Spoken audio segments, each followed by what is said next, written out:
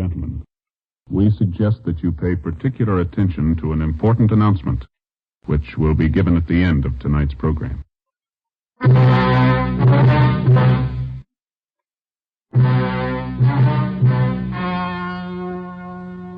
story you're about to hear is true.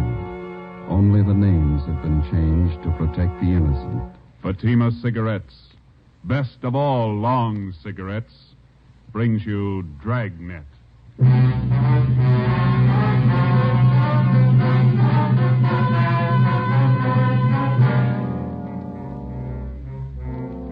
You're a detective sergeant. You're assigned to Personnel Division.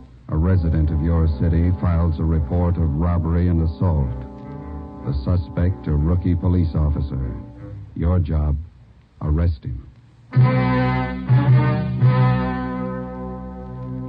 If you want a long cigarette, smoke the best of all long cigarettes.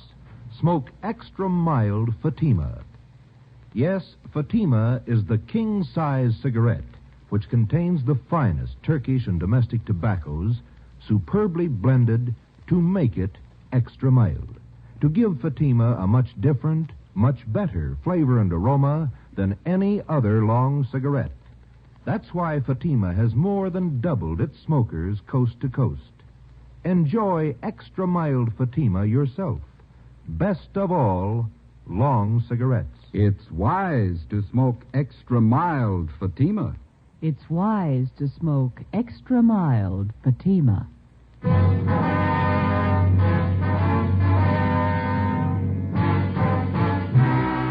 Dragnet, the documented drama of an actual crime. For the next 30 minutes, transcribed in cooperation with the Los Angeles Police Department, you will travel step by step on the side of the law through an actual case from official police files. From beginning to end, from crime to punishment, Dragnet is the story of your police force in action. It was Wednesday, April 9th. It was foggy in Los Angeles. We were working a day watch out of personnel. My partner's Ben Romero, the boss is Deputy Chief Holman, Commander BIA. My name's Friday. We're on the way over from the City Hall, and it was 5:25 p.m. when we got to Central Division. The assembly room. See him, Joe? Yeah, it looks like him over there. I'll let you know. Hi. Are you Russell Clark? Yeah, that's right.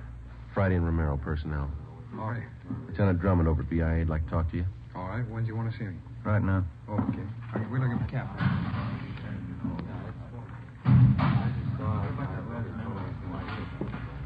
Okay, let's go.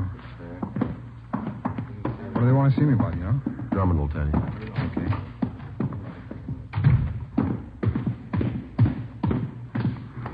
How long you been on the job, Clark? About 2.5 months. How do you like it? Oh, I like it fine. Wife doesn't think much of it. She wanted me to stay at my old job, What was that?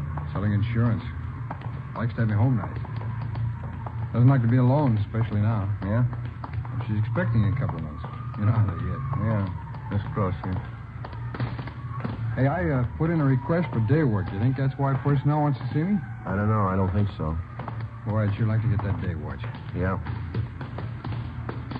That the way you fellas started? I did, yeah. You started in traffic, didn't you, Ben? Yeah, huh? Had 9 months, Ellie. Go ahead, Clark. No, thanks. I have to be on the job at 6. Think it's going to take very long? I don't know. Hi, Friday. Hi. Right in, Lieutenant's waiting.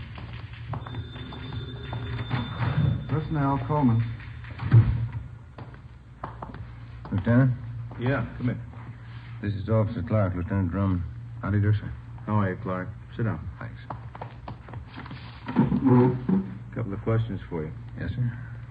You were on special duty at the Olympic Auditorium last night, is that right? Yes, sir, for the fights. Anything unusual happen out there last night? Well, it wasn't very important, Lieutenant.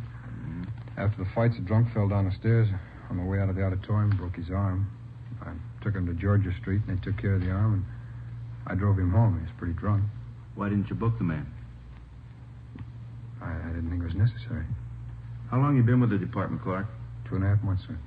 Didn't you know he should have been booked for violation of 4127A LAMC? Well, the man was in pretty bad shape, Lieutenant. Broken arm. I guess I didn't think the law was that strict. Law's there for a purpose.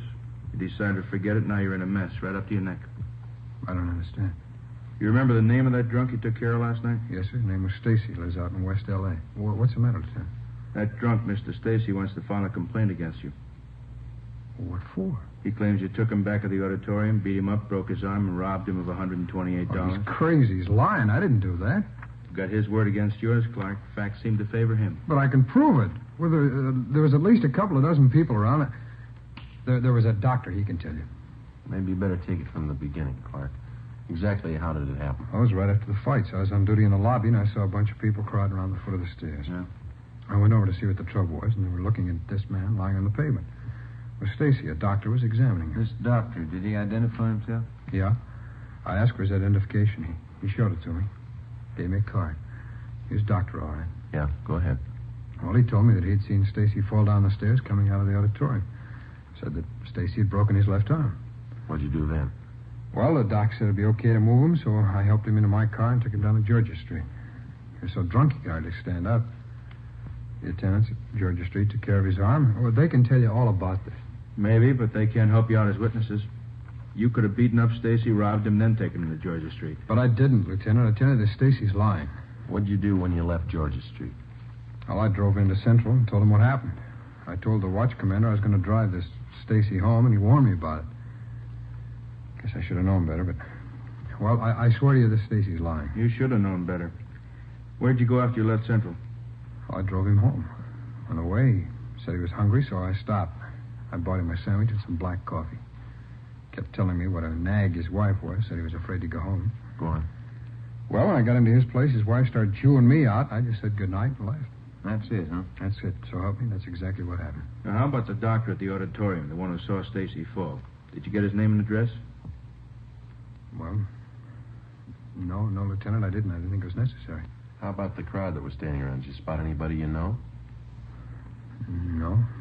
No, I didn't. They're just a bunch of people coming out of the fights. Then you haven't got anyone to corroborate your story. But all those people saw it. There must have been a couple of dozen of them. What are their names? Well, I don't know. All I know is I didn't beat him up and I didn't take his money. I tell you, the Stacy's lying. You could be lying. We got no proof either way. I'm not lying, Lieutenant. I didn't do it. We might believe you, Clark. That doesn't make any difference. If this man files a 211 against you, it's got to be settled in court. But I didn't do it. I tell you, I swear I did. Just a minute. Mike, send in Mr. and Mrs. Stacy, will you? You can hear the story the way we get it from Stacy and his wife. I'd like to hear it. I don't know why he's doing this to me. I helped him all I could. Look, Jerry, there he is. That's the one. Yeah, that's him, Chief. Now, wait a minute, Mr. Stacy. What's this all about? Hold it, Clark. Mr. Stacy, would you repeat the same story you told us this morning, please? You know what I told you, Chief.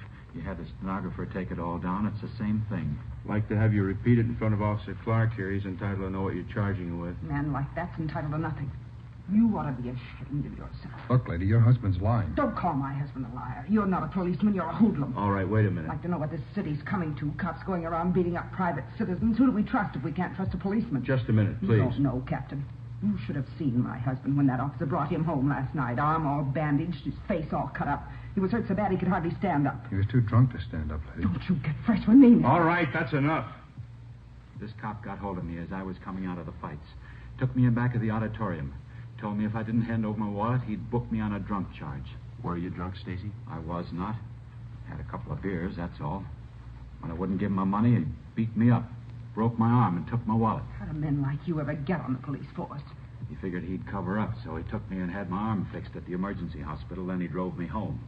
Threatened me all the way. He said, you tell anybody about this and I'll get you. That's just what he said. I don't get it, Stacy. You know that story's a pack of lies. Why are you doing this to me? It's the truth. And I'm going to press charges and get my money back. $128. What have you done with it? We can take care of the questioning, Mrs. Stacy. I don't see you doing it. Make him tell. Where's our money? I haven't got it. Don't talk back to me.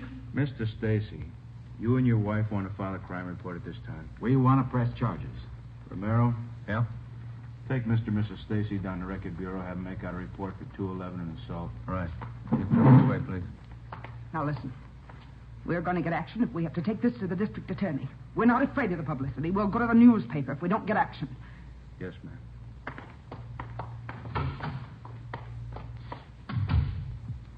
What's it, Clark? They're lying.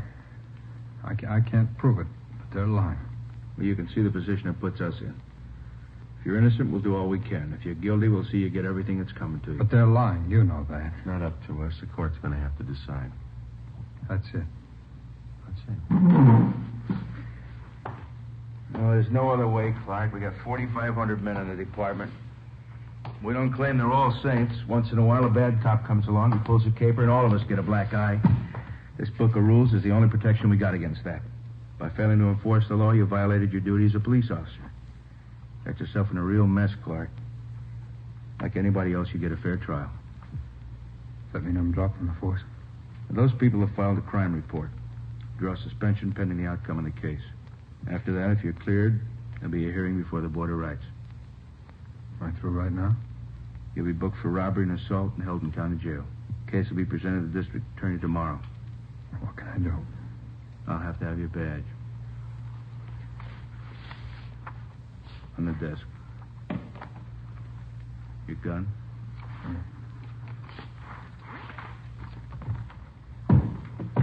ID card? Yeah. On the desk. Yeah. All right, Joe, that's it. Okay. Take him.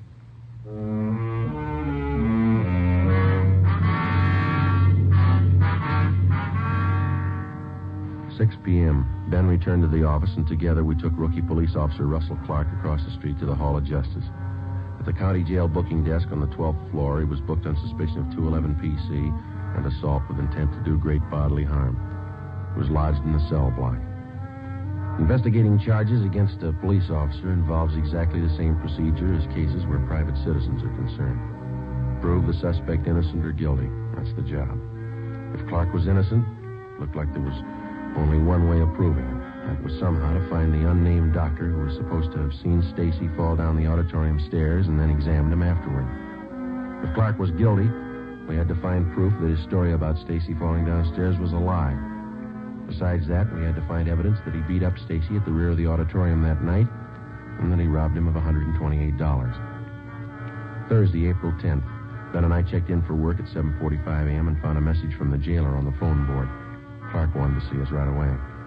We met with him in the county jail interview room. How you doing? Not too bad. Don't let it sour you, huh?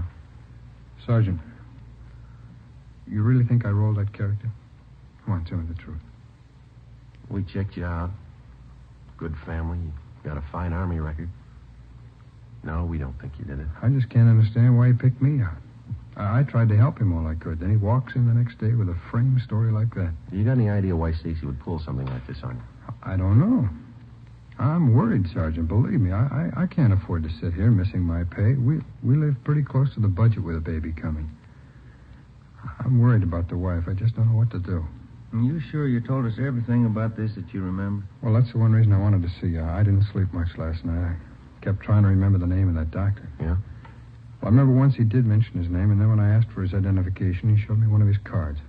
Any idea what his name was? Well, I'm not sure, but as I remembered, it was some kind of a Swedish or Norwegian name, something like Johnson, Tollefson, something with a son on the end of it. It's on that card. That doesn't narrow it down too much. Where is the card? Well, I think I put his card in one of the pockets of my other uniform shirt. That's why I called you. I wonder if you could check that for me. It's at home. Sure. Where do you live? Out on Norwich Road, 411. It's right near the Coliseum. 411. Yeah. All right, we'll check it out for you. Just ask the wife, will you? Card should be in one of the pockets. Yeah, if you put it there.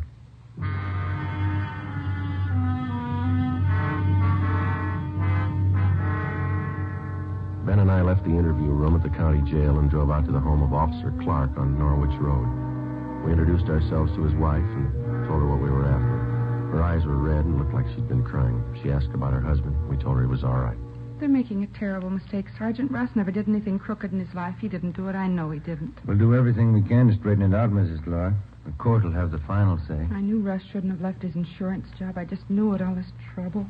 How about that shirt that your husband told us about, the one he wore that night at the auditorium? Oh, yes, his other uniform shirt. Mm-hmm. Can we see it, please? Oh, yes, certainly. It's right this way, back in bed. What's so important about the shirt, Sergeant? Your husband told us that there might be a card in one of the pockets. Might help clear up things. Well, it should be hanging up here in the closet.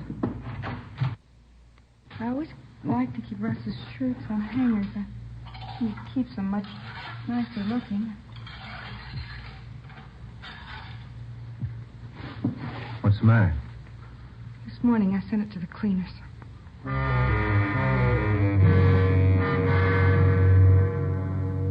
Clark's wife, Ben, and I drove down to a dry cleaning shop a few blocks away where Mrs. Clark had left the shirt. The counter girl there told us that the truck had already been by that morning and picked up the day's cleaning. It was a store rule to check all garments for contents. She had found nothing. We got the address of the main plant, the Great Northern Dry Cleaners, a place down on Factory Street. 10:15 a.m. We checked in at the main plant and explained to the manager what we were after. We gave him the tag number of her cleaning, and Mrs. Clark gave him the description of the shirt. We waited in the manager's office while he made a search for the dark blue wool police shirt. How about this one, lady? It's the only blue wool shirt picked up at your cleaners this morning.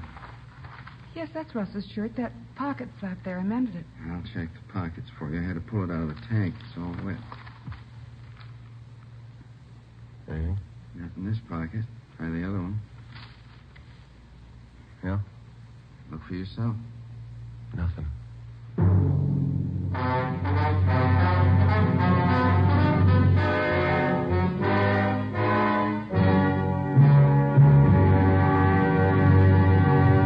You are listening to Dragnet, the case history of a police investigation, presented in the public interest by Fatima Cigarettes. If you smoke a long cigarette, it will be in your interest to listen to a typical case history of a Fatima smoker. It's the case of Northwest Airlines stewardess Jean Madsen. This is her actual signed statement. There's one thing I really look forward to after a long flight. A good, mild smoke. That's why I prefer the new king-size Fatima. It's milder than any other long cigarette I've tried. Yes, I agree. It's wise to smoke extra mild Fatima. And so do more and more smokers every day. Actual figures show extra mild Fatima has more than doubled its smokers coast to coast. So enjoy extra mild Fatima yourself. The king-size cigarette, which contains the finest Turkish and domestic tobaccos, superbly blended to make it extra mild. You will prefer Fatima's much different, much better flavor. You will agree. It's wise to smoke extra mild Fatima. It's wise to smoke extra mild Fatima. The best of all long cigarettes.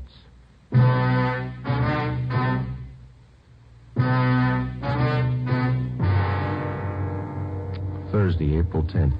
Shortly after noon, the daily newspapers were on the streets, and the head on one of the top front page stories read, "Rookie cop slugs robbed citizen." Ben and I went back to the county jail and told Clark that we'd failed to find the card. He could give us no other lead that might help in clearing the case. During the next 2 days that followed, Ben and I ran down every possible lead, no matter how remote it was. I made a thorough check on Mr. and Mrs. Stacy. We double-checked back on Clark's record. For one full day, we did nothing but phone doctors in and around the city of Los Angeles. From a list of hundreds, we came across 3 doctors who had been present at the fights in Olympic Auditorium on the night Stacy claimed he was beaten up and robbed by Officer Clark. None of the 3 had seen a man tumble down the stairway leading from the balcony to the lobby. None of them had seen any accident or had been called on to help anyone professionally. Monday, April 14th, we met with Lieutenant Ralph Drummond. No go, huh? That's got us, Ralph. We can't figure. It's almost a fact Stacy's lying. Clark, what about him? Well, there's still nothing to show that he didn't do it. He had the opportunity. Maybe he had a motive. He needs money, you know. Who doesn't? How much you get on Stacy? He and his wife run a second-hand furniture store in South Flower. It's a small business. Stacy's quite a gambler. He bets on the fights. Yeah? We checked around with some of the gang down at the auditorium. Stacy's well known down there. He laid some pretty heavy bets the night he claims Clark rolled him. How much? You got the dope there, Ben. How's it figure out? He lost over $75 in small amounts. Add to that the fact that he was doing some partying. That might account for the 128 he's missing. Stacy blew the roll, was afraid to tell his wife, so he cooked up the story against Clark. Yeah, sure. Maybe that could have been the way it happened. What do you got on the other side? Not much, Ralph. Couldn't dig up anything against Clark. I don't know. He doesn't seem like the type to pull something like that. Maybe not. We still can't prove he didn't do it. How about the papers? You've been plugging for witnesses? Yeah. Here's the ad. Had it running in personals for 4 days now. Thanks. All those saw a man fall down the stairway in the auditorium. Tuesday, please call Michigan 5211-75. No results, sir. No. All the possible doctors in town have been checked out, too. How about the local medical magazines? Got an ad in there, Ralph. Nothing's happened. Well, One thing is sure, something's got to happen. Newspapers are scorching the kid and the department along with him. Victim without a trial makes good reading in the tabloids. There's one thing I can't understand. If Clark's leveling and there was a doctor at the fights that might have looked at Stacy, then where's the doctor? We've had this thing noised all around town. Well, give it a little more time. He might turn up. I kind of like the Stacy angle. What do you mean? Well, suppose we get him in here. Think we could break him down under questioning? No, I doubt that. We can't even get close to him. That wife of his and that lawyer, they're with him all the time. He's afraid to talk to us. Maybe if we pass the word to his wife he'd been gambling, how far could we go on that? Well, she might believe us, she might not. You've seen what she's like. Yeah. I got an idea he sold her on a story and she's tagging along to get the $128 back. It gives me an idea, Joe. One thing we might have missed. Yeah, what's that? We found out that Stacy did a little partying before he went to the fights at the auditorium that night, didn't we? Yeah, go ahead. We checked out a couple of the bars he was drinking at, but we figure he must have parted away at least $50 out of that $128. Mm-hmm. He didn't spend that much at the bars. Oh, well, sure. He probably hit a few other places, too. That's what I mean. That's still a lot of money to drink up alone. You figure a woman? Maybe. you got any reason to think Stacy plays around? Just one. Yeah. His wife.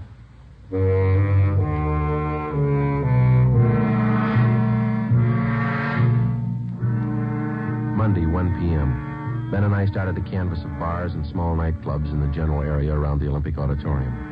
We started with those where Stacy was a regular customer. We failed to turn up any leads. Either the bartenders refused to tell us or they had no knowledge of Stacy's running around with other women. We kept at it. Another day passed. 2 days. Nothing.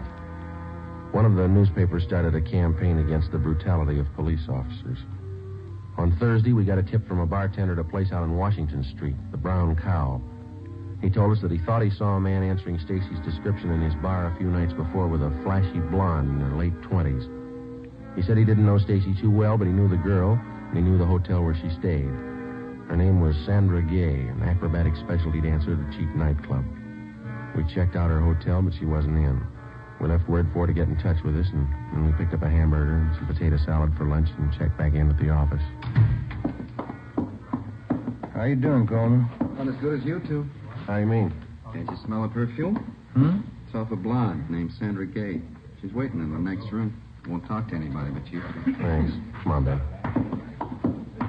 Didn't waste much time, did she? Perfume.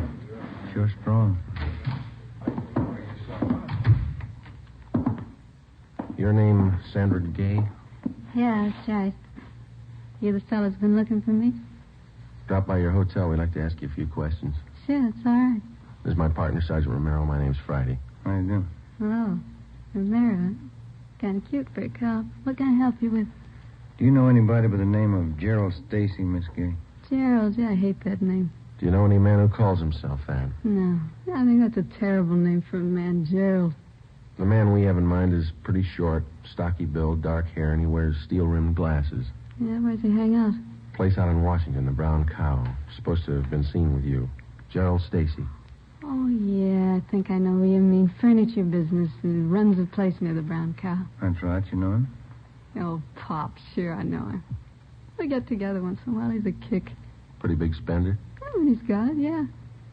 Last time we went out, he was fine. He can kick it around when he wants to. Oh, Pops. When's the last time you were out with him, Miss Gay? Maybe a week, 2 weeks ago. It was a Tuesday night, I think. Yeah. Tuesday the 8th? Is that about right? Yeah, it must have been it. Why, what's it all about? Did you spend most of the evening with him? No, I had to get back to the club, do my act. He went on to the fights over at Olympic. I get it. Personnel, Friday. Is this Sergeant Friday? Yes, that's right. This is Dr. Samuelson talking, Sergeant. I've been out of town. I just got back this morning. I saw the ad in the paper. Yes, sir? I was at the fights that night, Sergeant. What did you want to know? Would you mind telling us, Doctor, did you see a man fall down one of the stairways to the lobby? Certainly. I was the one who examined him.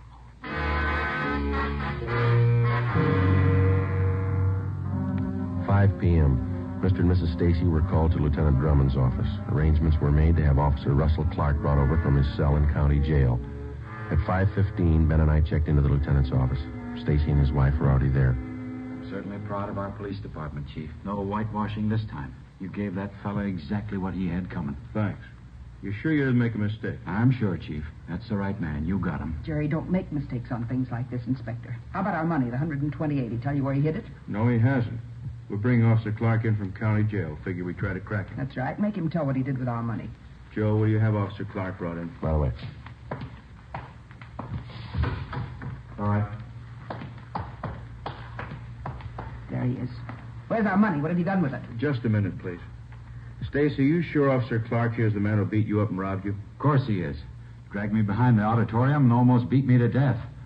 Broke my arm, took all my money. $128. Where is it? I haven't got your money. Joe, bring the doctor in. Right, Lieutenant. In here, Doc. All right. Mr. Stacy, you're a liar. This officer didn't break your arm.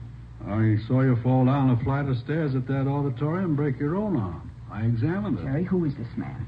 What about it, Stacy? He doesn't know what he's talking about. I never saw him before in my life. No, but I've seen you, Stacy. You were drunk. I saw you fall down those stairs. You're crazy. Joe, send Miss Gay in. All right. All right, Miss Gay. Okay, thanks. Sure is strong perfume. You recognize any of these people, Miss Gay? Hello, Pops. I don't know you. Don't you remember the perfume you give it to me? Who is this woman? Just a friend, honey. All right, Stacy, now let's have it straight. It was all a mistake. I don't want to make trouble for anybody. It wasn't this cop's fault. I don't want to make any trouble. What about this woman?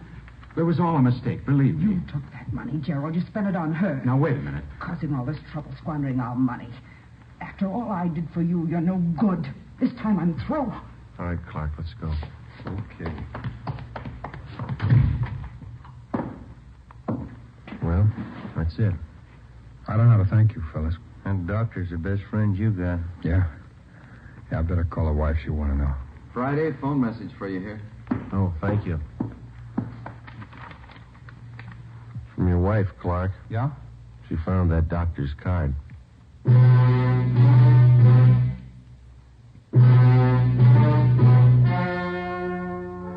The story you have just heard was true. Only the names were changed to protect the innocent. On September 2nd, trial was held in Municipal Court, Division 7, City and County of Los Angeles, State of California. In a moment, the results of that trial. It's amazing how many long cigarette smokers are changing to extra mild Fatima. Here is the actual report. From coast to coast, extra mild Fatima has more than doubled its smokers. Yes, more and more smokers every day are discovering that Fatima is the king-size cigarette that is extra mild. Extra mild because it contains the finest Turkish and domestic tobaccos superbly blended to make it extra mild, to give it a much different, much better flavor and aroma. Enjoy extra mild Fatima yourself. Best of all long cigarettes. It's wise to smoke extra mild Fatima. It's wise to smoke extra mild Fatima.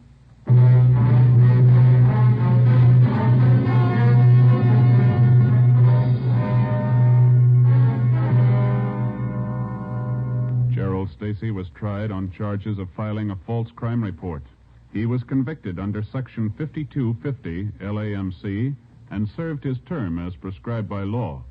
Officer Russell Clark was returned to duty with full back pay.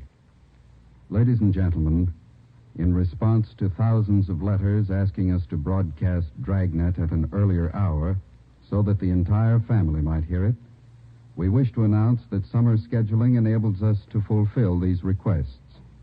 Beginning next Thursday, June 8th, Fatima Cigarettes will bring you Dragnet 1/2 hour earlier over most of these stations. Consult your local newspaper for exact time.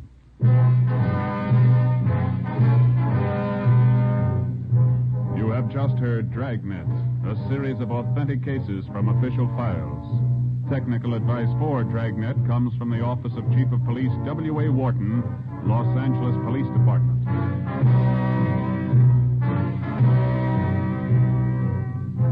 Fatima Cigarettes, best of all long cigarettes, has brought you Dragnet, transcribed from Los Angeles.